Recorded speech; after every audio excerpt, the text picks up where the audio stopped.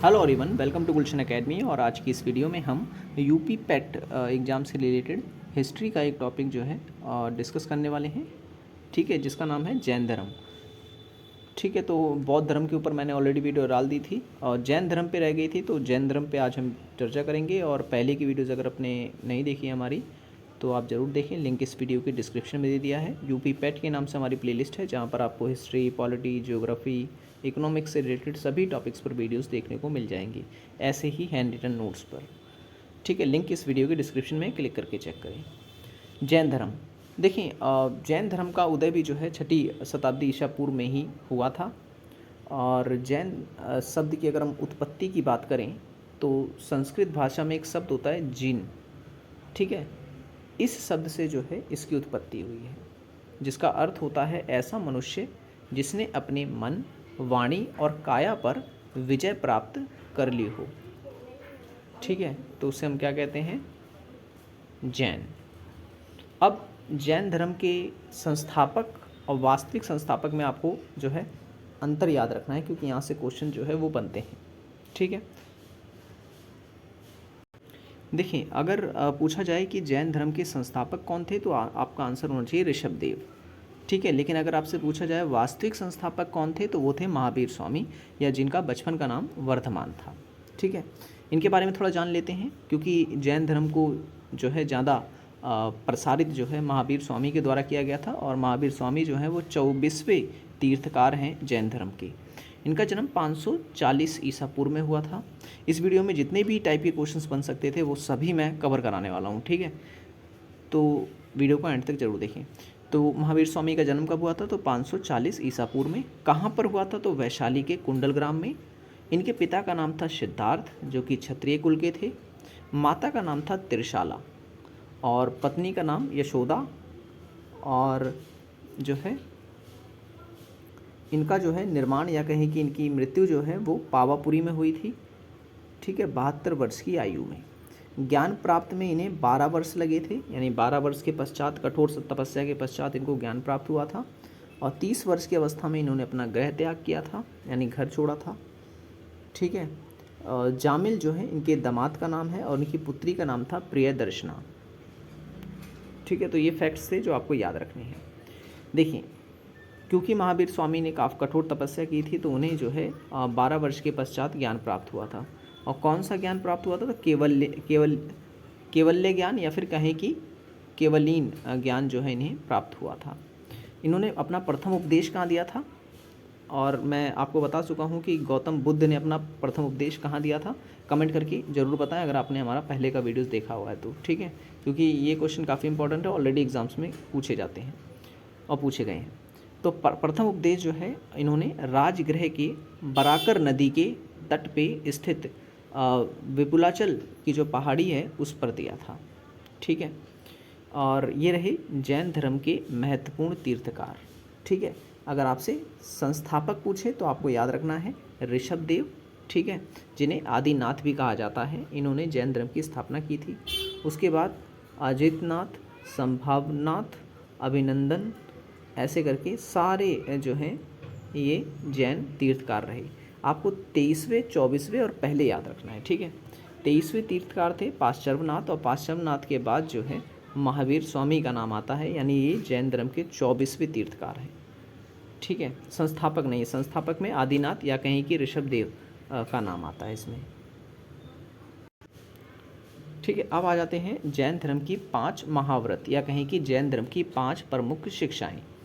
देखिए, शिक्षा की अगर हम बात करें तो इन्हें पंच महाव्रत भी कहा जाता है। पहली बात तो आपको याद रखनी है। ठीक है, इसमें कौन कौन से शिक्षाएं शामिल हैं? पहला है अहिंसा। ठीक है, यानी कि हिंसा ना करना। जैन धर्म एक ऐसा धर्म है जो अहिंसा को सबसे ज़्यादा महत्व प्रदान करता है। सत्य बोलना, प्रत्येक व्यक्ति को जीवन में सत्य बोलना चाहिए। अस्तेय, चोरी नहीं करनी चाहिए। अपरिग्रह, यानी अधिक धन संपत्ति अर्जित नहीं करनी चाहिए। और ब्रह्मचर्य का मतलब होता है इंद्रियों को वश में करना चाहिए।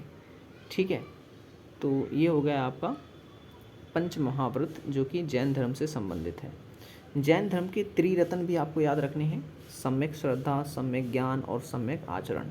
ये 3 रत्न जो हैं वो जैन धर्म के हैं जो आपको याद रखने हैं। जैन धर्म में अनेक प्रकार के ज्ञान को परिभाषित किया गया है, जैसे कि मति, श्रुति, अवधि, मन पर्याप्त और केवल्य। ठीक है, मति का मतलब यहाँ पर क्या होता है, तो आपको याद रखना है मति का मतलब होता है इंद्रियों द्वारा अर्जित किया हुआ ज्ञान। ठीक है, श्रुति का मतलब होता है स्वर्ण द्वारा अर्पित किया गया, मतलब अर्जित किया गया ज्ञान, मतलब सुनकर। अवधि का मतलब होता है दिव्य ज्ञान। ठीक है, और मन पर्याप्त का मतलब होता है अन्य व्यक्ति के मन मस्तिष्क का ज्ञान जो होता है उसे मन पर्याप्त कहते हैं, मन पर्याप्त। नेक्स्ट है केवल्य। केवल्य का मतलब क्या होता है, पूर्ण ज्ञान। ठीक है, पूर्ण ज्ञान जो कि महावीर स्वामी को प्राप्त था। नेक्स्ट है जैन धर्म अनुसार ज्ञान प्राप्ति के स्रोत कौन कौन से हैं, तो ये भी आपको याद रखना है, इस पे भी क्वेश्चन जो है पूछे जाते हैं। देखिए, आपको वीडियो अगर पसंद आ रही तो लाइक ज़रूर कर दें, चैनल को सब्सक्राइब नहीं किया है तो ज़रूर कर लें, ताकि जब जब हम वीडियोज़ डालें आपको नोटिफिकेशन मिलता रहे। इसी तरह की और भी वीडियोज़ देखने के लिए आप हमारी प्लेलिस्ट पे जा सकते हैं। ठीक है, लिंक इस वीडियो के डिस्क्रिप्शन में है, जहाँ यूपी पेट एग्ज़ाम से रिलेटेड सभी टॉपिक्स पर वीडियोज़ आपको मिल जाएंगी। देखिए, जैन धर्म अनुसार ज्ञान प्राप्ति के 3 स्रोत होते हैं। पहला होता है प्रत्यक्ष ज्ञान, दूसरा है अनुमान और तीसरा है तीर्थकारों के वचन। ठीक है, तो ये आपको याद रखना है इसमें। अच्छा, ज्ञान प्राप्ति का स्थल किसे बताया गया है, तो आपको याद रखना ऋजुपालिका नदी के तट को बताया गया है। ठीक है ना, ये चीज़ आपको याद रखना, ये एग्ज़ाम में पूछा जाता है। अब बात कर लेते हैं जैन साहित्य की। ठीक है, जैन साहित्य की पहला है प्रारंभिक जैन साहित्य जो है वो आपको याद रखना है अर्ध मगधी भाषा में लिखे गए थे। ठीक है, ये आपको याद रखना है प्रारंभिक जो जैन साहित्य हैं, यानी शुरू में जो जैन से संबंधित किताबें या पुस्तकें लिखी गई वो किस भाषा में थे, तो अर्ध मगधी भाषा में लिखी गई थी। और जैन साहित्य को जो है आगम कहा जाता है। ठीक है, आगम कहा जाता है। इसमें 12 अंग, 12 उप अंग, 10 परकीर्ण और 6 छेद सूत्र हैं। ठीक है, और जैन संगतियाँ भी आपको याद रखनी है, यानी कि सम्मेलन। जिस तरीके से बौद्ध धर्म के 4 महत्वपूर्ण सम्मेलन हैं जो मैंने आपको बताए थे पहले की वीडियो में, ठीक उसी प्रकार से जैन धर्म में भी जो है कुछ सम्मेलन हुए थे, प्रमुख सम्मेलन जो आपको याद रखने हैं, यहाँ से भी क्वेश्चन बनते हैं। पहला जो है वो कहाँ हुआ था, तो याद रखना आपको पाटलिपुत्र में हुआ था, जिसके अध्यक्ष थे स्थूलभद्र। ठीक है, स्थूलभद्र। और कहा जाता है कि इसी सम्मेलन में जैन धर्म का विभाजन हो गया था और जैन धर्म को 2 वर्गों में बांट दिया गया था, श्वेतांबर और दिगंबर।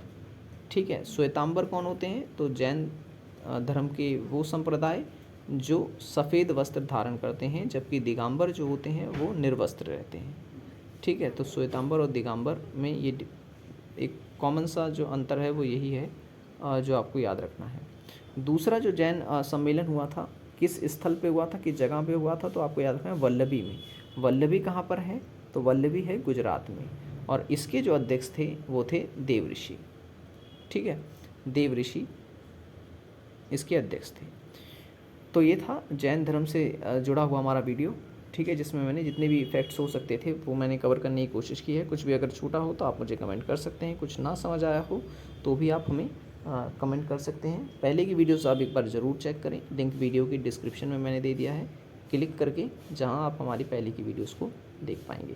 आज की वीडियो में इतना ही, अब मिलेंगे हम अपनी नेक्स्ट वीडियो में। Thanks for watching this video.